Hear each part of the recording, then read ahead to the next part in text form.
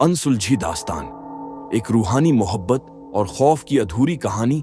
नई नई शादी हुई थी फुरखान की। उम्र रही होगी कोई 25 साल।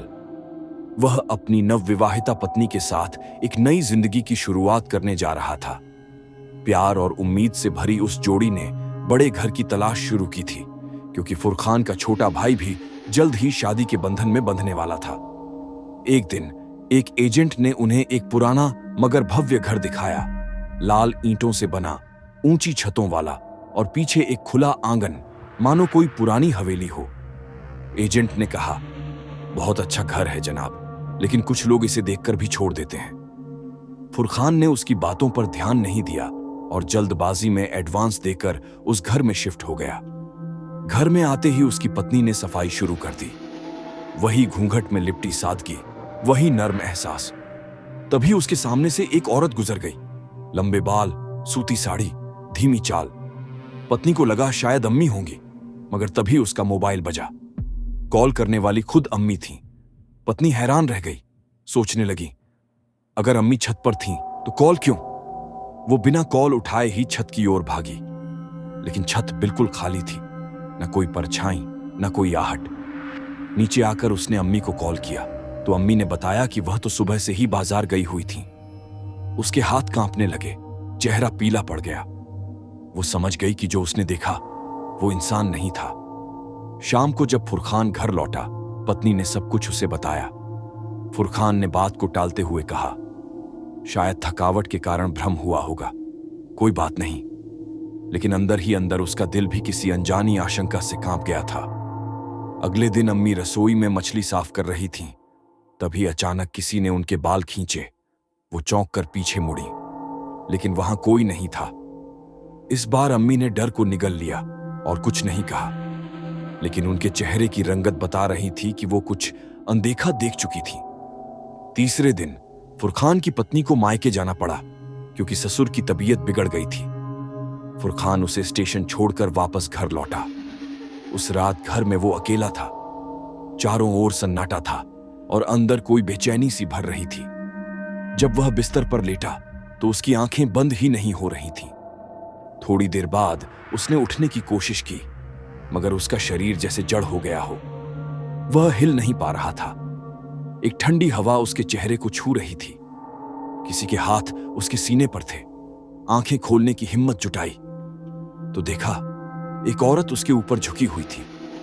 उसका चेहरा धुंधला था, बाल बिखरे हुए और होठों पर एक अजीब सी मुस्कान।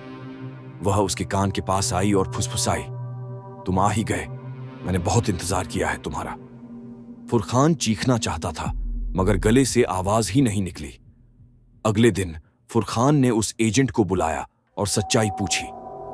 एजेंट पहले टालता रहा, लेकिन जब फुरखान ने जोर दिया तो वो टूटी आवाज में बोला, सालों पहले एक नवविवाहित जोड़ा इस घर में रहा करता था। पत्नी बहुत हसीन थी, मगर पति बहुत शकी।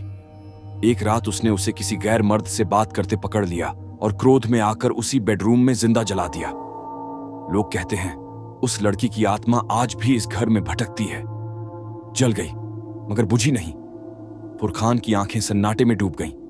उस रात उसकी पत्नी मायके में थी। घर एकदम सुनसान था। फुरखान को महसूस हुआ कि कोई है।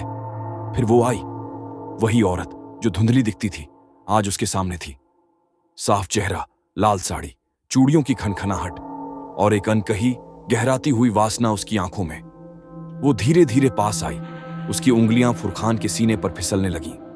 उसकी सांसों की गर्मी अब फुरखान को मोहक लग रही थी।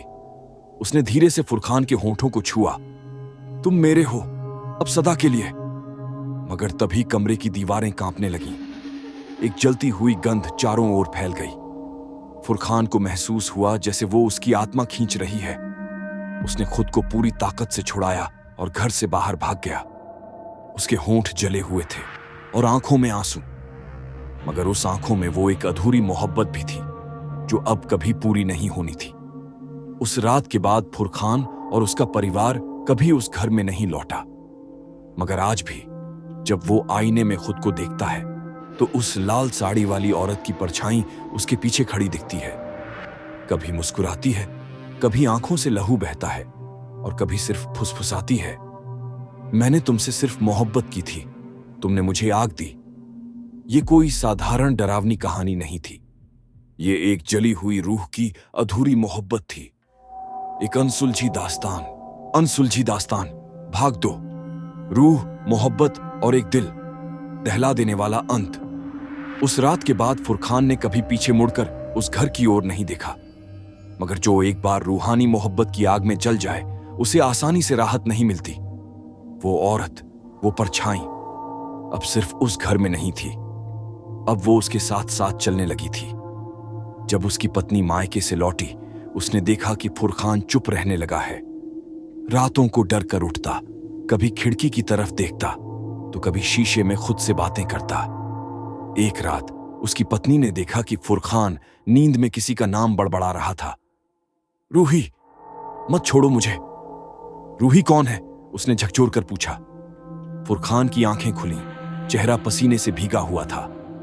वो मुझे छोड़कर नहीं गई, वो साथ आई है, वो बुदबुदाया। उसकी पत्नी समझ नहीं पाई कि ये किसी औरत का नाम है या किसी साए का। पर उस रात जब उसने आईने में देखा तो खुद के पीछे एक और चेहरा देखा, जलती हुई आंखें और खामोश दर्द से भरा चेहरा। कुछ दिनों बाद फुरखान की पत्नी की तबीयत बिगड़ने लगी। डॉक्टर को दिखाया गया, मगर रिपोर्ट्स बिल्कुल नॉर्मल थीं। फिर भी उसके पेट में दर्द, आंखों के नीचे काले घेरे और रातों को चीखना सब बढ़ता जा रहा था। एक मौलवी से संपर्क किया गया। उसने घर देखते ही कहा, ये औरत अब इस दुनिया से नहीं, मगर उसकी मोहब्बत अधूरी है और अब वो किसी और के शरीर में खुद को पूरा करना चाहती है।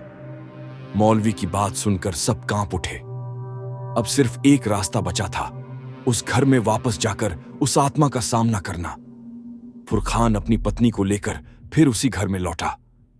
पूरा घर अंधेरे में डूबा था, लेकिन किसी के सांस लेने की आवाज साफ सुनाई दे रही थी। जैसे ही वो दोनों कमरे में पहुंचे, दरवाजा अपने आप बंद हो गया। आईने में वही औरत खड़ी थी, रूही। उसका चेहरा अब जलने के बाद का नहीं था, बल्कि किसी दुल्हन सा सजा हुआ था। उसने धीरे से कहा, तुमसे सिर्फ मोहब्बत की थी फुरखान, मगर तुमने मुझे अधूरा छोड़ दिया। अब मैं पूरी होऊंगी तुम्हारी पत्नी के जरिए। फुरखान चीखा, नहीं, मेरी बीवी का कोई कसूर नहीं। रूही मुस्कुराई और उसकी पत्नी की आंखें पलट गईं। उसकी आवाज बदल गई। अब उसमें दो आवाजें गूंज रही थीं, एक उसकी और दूसरी रूही की। रूही की आत्मा अब उसकी पत्नी में समा चुकी थी। मौलवी ने आखिरी उपाय बताया, या तो रूही को प्यार से मुक्त किया जाए या फिर उस शरीर को नष्ट कर दिया जाए जिसमें वो समा गई है। फुरखान के सामने दो रास्ते थे, अपनी बीवी को मार कर इस आत्मा से छुटकारा पाए या रूही से वही प्यार दोबारा निभाए जो उसने कभी अधूरा छोड़ा था। फुरखान ने आंखें बंद की और रूही को गले लगा लिया। तू मेरी नहीं थी, मगर अब तू मेरी बीवी के शरीर में है। अब मैं तुझसे भी उतनी ही मोहब्बत करूंगा जितनी उससे करता हूं। अगर यही तुझे चाहिए तो ले ले मेरी वफा। रूही कुछ पल के लिए शांत हो गई और फिर एक चिलचिलाती चीख के साथ उसकी पत्नी जमीन पर गिर पड़ी। आंखें खुली और वो अब सिर्फ उसकी पत्नी थी। रूही चली गई थी, मगर क्या वो सचमुच चली गई? रात को जब दोनों साथ सोए, फुरखान ने महसूस किया उसकी पत्नी के हाथ अब भी ठंडे थे और होठों पर वो ही मुस्कान थी जो कभी रूही की थी। तो दोस्तों, क्या आप सोचते हैं कि फुरखान ने सही किया? क्या रूहानी मोहब्बत कभी सच में खत्म होती है? कमेंट करके बताएं।